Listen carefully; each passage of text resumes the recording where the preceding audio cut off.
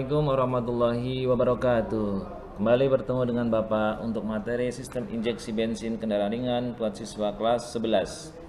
Anak-anakku sekalian, pada pertemuan kali ini kita akan membahas materi komponen-komponen dari sistem injeksi yang harus kalian kuasai dan bagaimana cara pemeriksaannya. Pada pelajaran sistem injeksi ini adalah termasuk di PMKR, pemeliharaan mesin kendaraan ringan. Pada KD menerapkan cara perawatan, pemeriksaan sistem bahan bakar injeksi atau EVI. Tujuan dari pembelajaran ini, peserta didik mengetahui cara merawat berkala sistem bahan bakar injeksi, sehingga bisa melakukan perbaikan jika ada terjadi kerusakan pada sistem injeksi. Tapi sebelumnya kalian harus menguasai dulu fungsi-fungsi dari sistem injeksi yang harus Anda pahami. Karena tidak akan bisa memperbaiki jika belum tahu fungsi-fungsi dari sistem injeksi itu sendiri. Oke. Itu adalah tujuan pembelajaran pada kegiatan materi sistem injeksi ini. Nah, mari kita lihat sebuah video sistem injeksi yang ada ya, kita lihat dulu ya.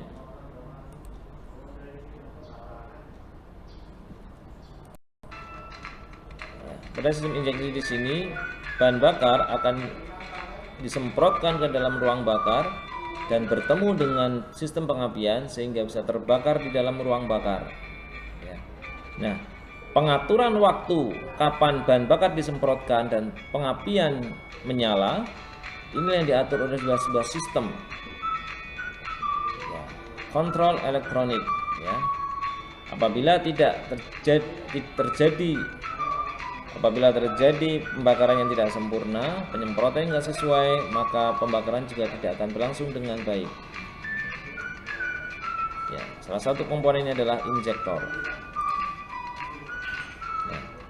Sebelum kita bahas lebih lanjut, apa sih kelebihan dari sistem injeksi itu sendiri? Nah, kelebihan dari sistem injeksi adalah pemakaian bahan bakar lebih efisien. Terus, pembakaran baja lebih sempurna, lebih bertenaga, minim perawatan dan emisi gas buang yang lebih terjamin. Di balik kelebihan ada juga kekurangan. Kekurangannya adalah perawatan yang mahal dan rumit.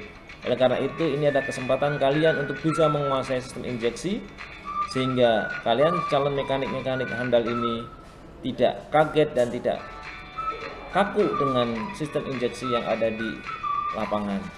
Yang kedua, kita akan kesulitan dalam melakukan custom engine ya, atau melakukan sebuah modifikasi engine karena semua sistem sudah diatur secara elektronik.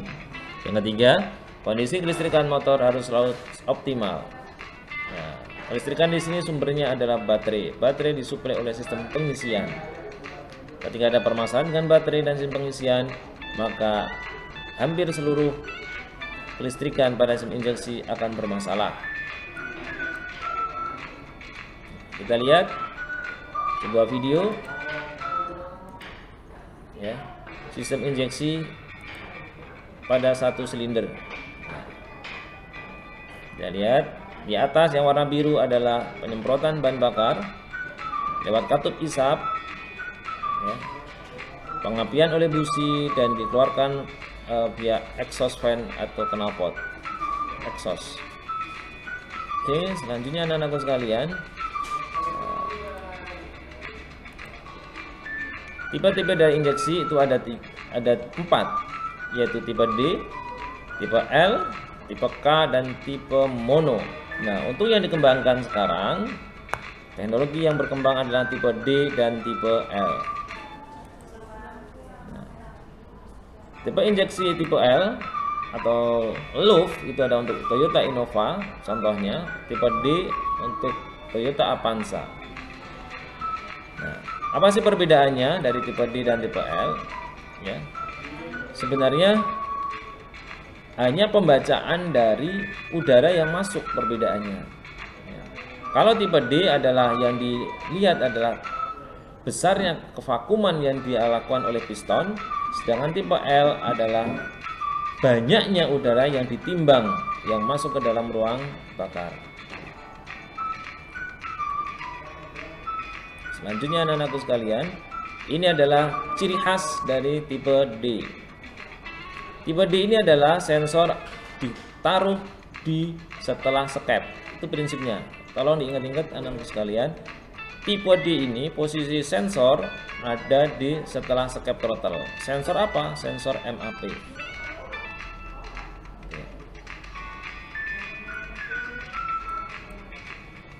Nah, selanjutnya tipe L itu sensor dipasang sebelum throttle. Perhatikan anak-anak sekalian, di sini airflow meter dipasang di sebelum katup skep. Nah, ini sensornya menuju ke intake manifold, ke engine, selanjutnya injektor menyemprotkan. Semprotan injektor diperoleh data dari ECU. Nah, anak-anak sekalian, ini adalah sistem utama dari sistem injeksi, ya, yaitu dari bahan bakar, fuel system, air induction system, electronic control system. Anak-anakku sekalian, inilah akan kita pahami aliran bahan bakar, aliran udara, dan kontrol elektronik. Anak-anakku sekalian harus menguasai dari ketiga sistem utama ini. Fuel system adalah bahan bakarnya, aliran udaranya, dan kontrol elektroniknya.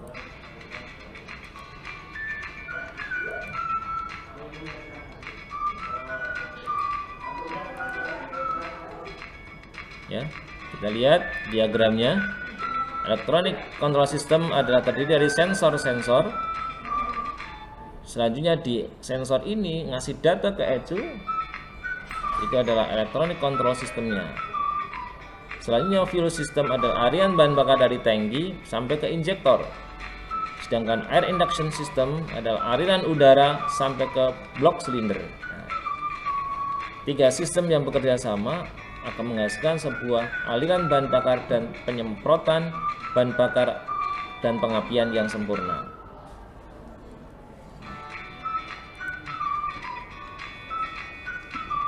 Oke, next.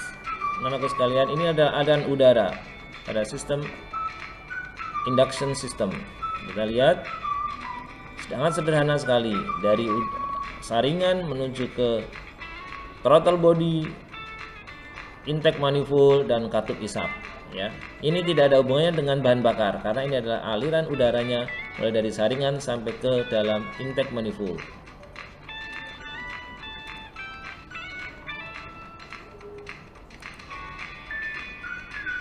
Nah, sedangkan untuk sistem bahan bakarnya adalah aliran dari tangki sampai ke injektor dan disemprotkan ke dalam ruang bakar. Kita lihat mulai dari tangki, pompa, karena pompanya ada di luar posisinya ini, ada saringan, terus menuju injektor dan ruang bakar.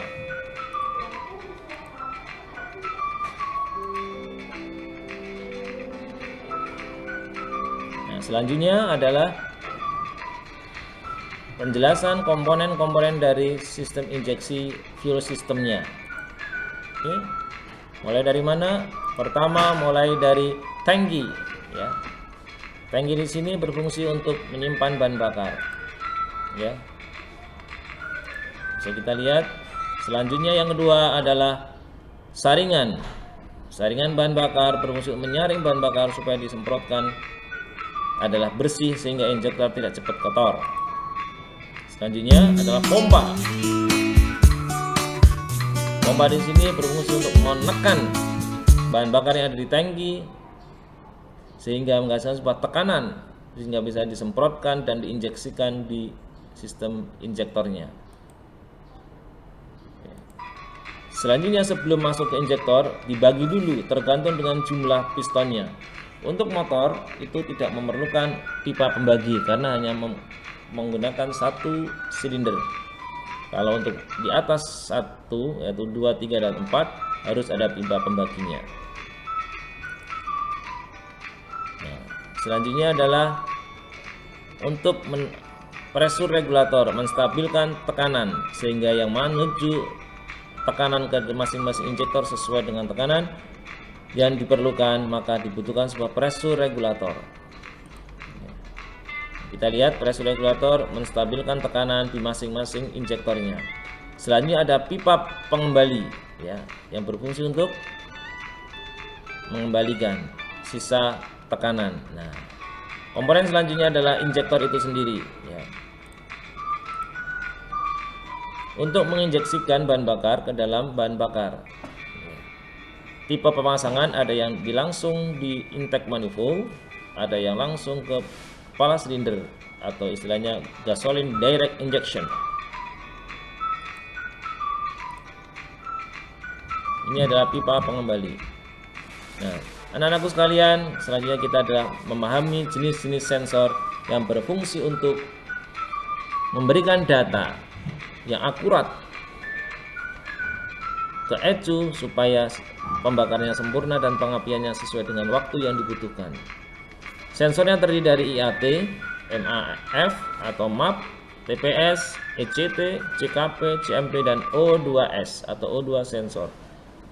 Mari kita pahami masing-masing sensor itu sendiri. IAT berfungsi untuk mendeteksi temperatur suhu udara yang masuk ya. IAT ini berfungsi untuk ketika mesin mau dihidupkan ya, sehingga mudah dipegang saat pagi hari. Ini fungsi dari IAT. Anakku sekalian, bentuknya kayak apa? Nah, seperti ini sensor IAT. Biasanya dipasang pada saringan bahan bakar. Nah, selanjutnya adalah TPS, throttle position sensor, yang berfungsi untuk mendeteksi derajat bukaan skep. Hasil pendeteksian ini dirubah menjadi energi listrik dan dikirim ke ECU sebagai informasi untuk berbagai proses selanjutnya. Cara kerja throttle position sensor ini memanfaatkan arus listrik yang mengalir yang dilewatkan melalui sebuah tahanan. Hal ini menyebabkan tegangan yang mengalir akan berubah-ubah tergantung besaran tahanan atau resisten.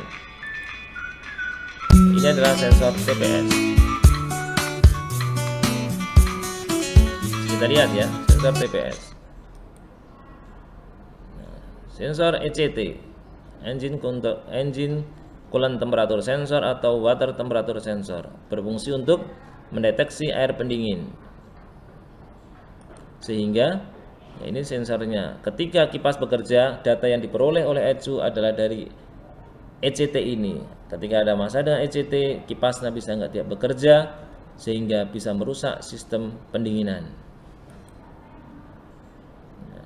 Selanjutnya, manifold absolute pressure berfungsi untuk mendeteksi kevakuman udara pada intake manifold. Kevakuman ini digunakan untuk menghitung kepadatan udara dan aliran udara yang masuk ke dalam intake manifold.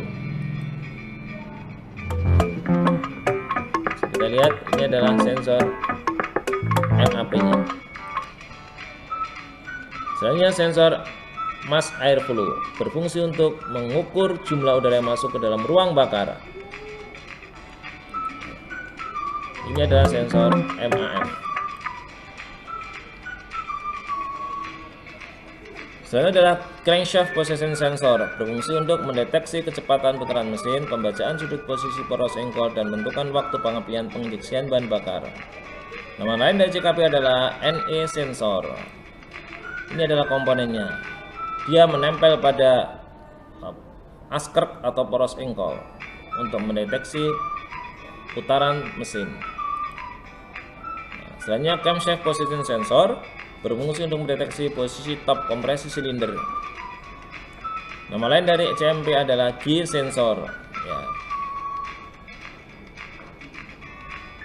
Tegangan output yang dikirim ke ECU sebagai informasi saat pengapian atau top silinder 1. Dengan begitu, ECU dapat menentukan pembukaan injektor dan timing pengapian.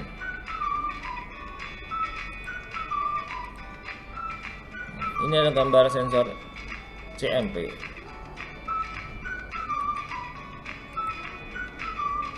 Oksigen sensor berfungsi untuk mendeteksi kadar gas buang dari mesin. Hal ini bertujuan agar emisi gas buang tetap sesuai dengan standar dan tetap ramah lingkungan.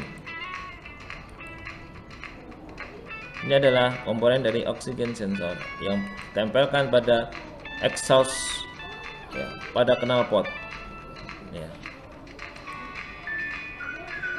Selanjutnya adalah jenis-jenis aktuator. terdiri dari pompa bahan bakar, kipas, injektor, idle speed control, malfunction indicator lamp, dan data link connector.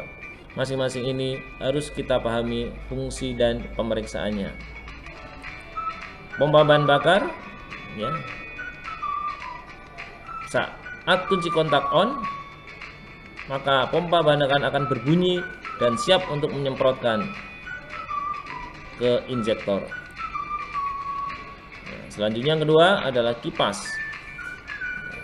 Dapat data dari ECT yang sudah Bapak sampaikan tadi.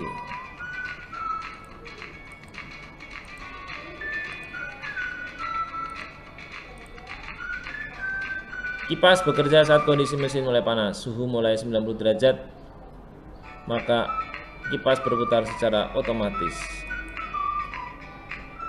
Idle speed control berfungsi untuk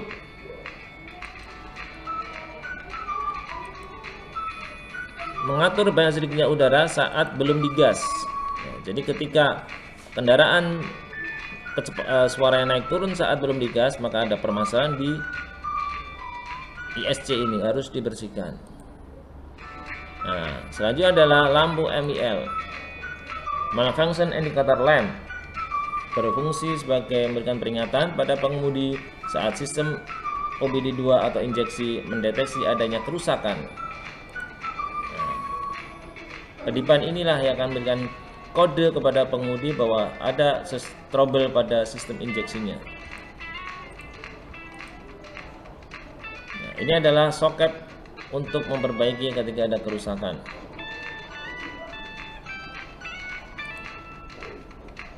Selanjutnya adalah kita melakukan pemeriksaan sensor dan aktuator. Oke. Selanjutnya kita mau ngecek sensor ECT yang berfungsi untuk memutar kipas radiator. Ya, tahanan ada di 2K. Oke. Ini sebelum dapat suhu air panas radiator.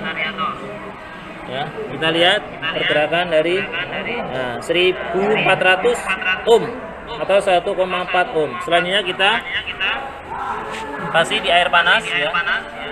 Ini air panas yang sudah dipanasin ya, ECT-nya. Nah, kita lihat perubahan dari tahanan. Nah, ini dari penurunan ya. Tadi 1400, nah kita turun jadi 1000.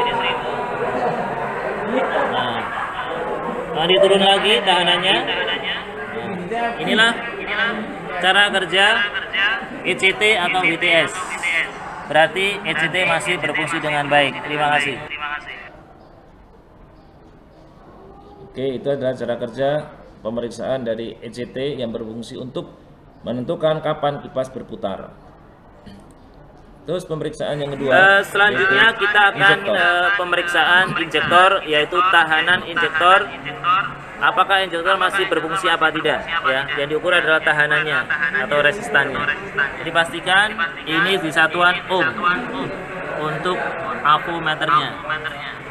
Nah, selanjutnya kita colokin injektor, nilainya 13 ya, naik. Nah, angka yang sering muncul, oke, 13,9 ya. Itu adalah cara pemeriksaan injektor menggunakan avometer. Baik, selanjutnya kita mau pemeriksaan pompa injeksi, yang di sini ada saringannya, saringan di dalam tangki. Ya, ini adalah tipe kerendam di dalam tangki pompanya. Baik, yang diukur adalah tahanannya menggunakan sebuah avometer di satuan ohm ya. Ohm di sini di angka 200 ya. Ya. Oke, satuan tahanannya. Baik, ini sudah dihubungkan, nilainya adalah 1,1 ohm. Nilai dari pompa injeksi ini. Ini masih layak dan baik digunakan. Terima kasih. Itu adalah pemeriksaan dari pompa injeksi. Selanjutnya adalah cara kerja. Ya. Cara kerja pada sistem injeksi yang harus kita kuasai adalah sebagai berikut. Ya, tadi sudah saya sampaikan bahwa sistem injeksi adalah bahan bakar disemprotkan dalam ruang bakar Nah, penyemprotan bahan bakar ini dapat data dari atau diperintahkan oleh ECU, Electronic Control Unit. Nah, control unit mempunyai data dari sensor-sensor yang Bapak sudah saya sampaikan tadi. Nah, sehingga akan memerintahkan baik itu pompa, injektor maupun sistem pengapian sehingga bisa bekerja dengan sempurna. Ya. Untuk yang warna biru adalah aliran udara, untuk warna kuning adalah aliran bahan bakar. Ya. Seperti inilah aliran bagan sistem utama dari sistem injeksi. Ya. Di dalam sistem injeksi ini sendiri harus bekerja sama dengan katup, ya, putaran poros engkol, motor starter ketika mau dihidupkan, ya. Jadi pergerakan awal harus dilakukan oleh motor starter. Inilah bagaimana rangkaian sistem injeksi sehingga anak-anakku sekalian harus bisa menguasai masing-masing dan memeriksa masing-masing sensor. Karena dengan ada kerusakan pada sensor, data yang diperoleh oleh ECU tidak akan sempurna. Sehingga penyemprotan bahan bakar pun tidak akan baik, tidak sesuai dengan waktu dan lamanya penyemprotan bahan bakar, karena injektor bekerja berdasarkan waktu, sedangkan